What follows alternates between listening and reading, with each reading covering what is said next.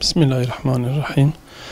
Elhamdülillahi Rabbil alemin. Esselatu vesselamu ala Resulina Muhammedin ve ala alihi ve sahbihi ecmain.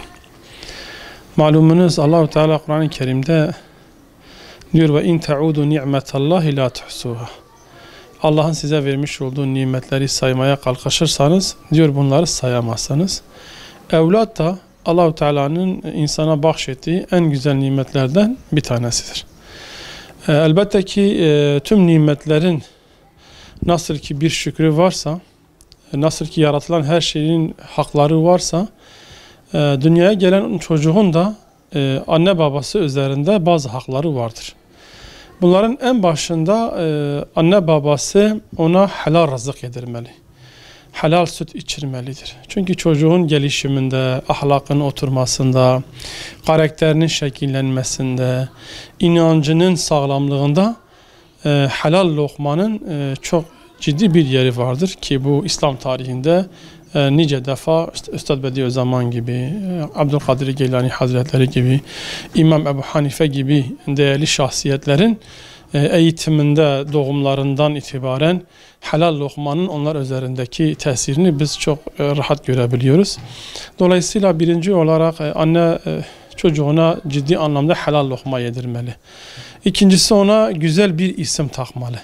Çünkü Allah Resulü sallallahu aleyhi ve sellem buyuruyor diyor insan mahşer meydanında kendi ismiyle çağrılacak.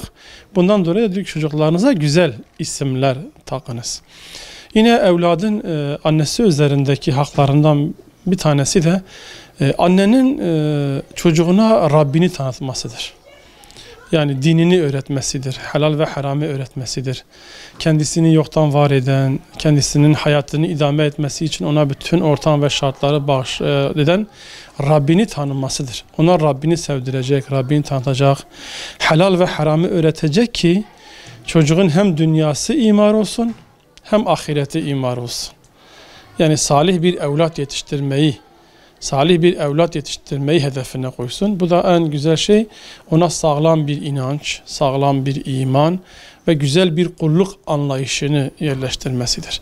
Bu şekilde çocuğun hem dünyasını imar edecek, hem ahiretini imar edecek ki bu da bir çocuğun annesi üzerindeki en büyük haklarından bir tanesidir. Çünkü Resulullah Aleyhisselatü Vesselam buyuruyor, kullukum ra'in ve kullukum mes'ulun ra'iyeti diyor. Hepiniz çobansınız ve hepiniz mesulsunuz. Dolayısıyla annenin çocuğuna güzel bir terbiye vermesi, güzel bir ahlak aşılaması ve İslami bir anlayışla, İslami bir ahlakla onu yetiştirmesi de en güzel haklardan bir tanesidir. Allah Resulü sallallahu aleyhi ve sellem buyuruyor ki anne babanın çocuğuna bırakacağı en büyük miras güzel ahlaktır. Dolayısıyla özellikle vasıtanızla da iletmek istiyoruz. Günümüz dünyasında maalesef ebeveynler çocuklarının dünyalarıyla ilgilendikleri kadar, okul eğitimleriyle ilgilendikleri kadar, dünyevi geleceklerinin endişesiyle ilgilendikleri kadar maalesef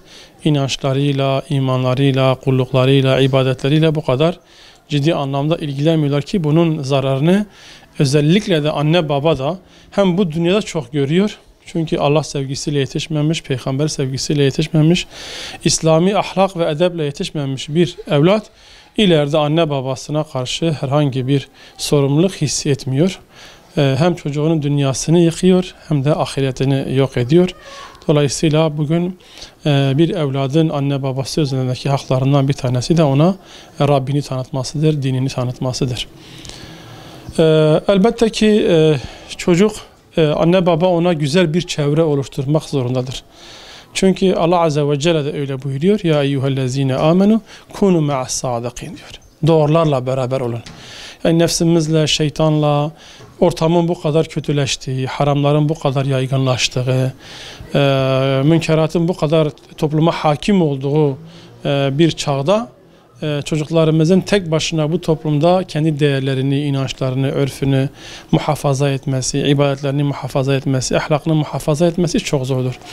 Ancak güzel bir İslami çevre, güzel bir manevi çevre ile onu toplumdaki zararlı gazlardan o manevi çevreyle ancak koruyabilir ki şahsi kanaatime göre yani bu zamanda belki bir anne babanın çocuklarına yapacakları en büyük iyilik onların kendilerini muhafaza edecekleri, kendilerini koruyacakları bir çevre onlara oluşturmalarıdır.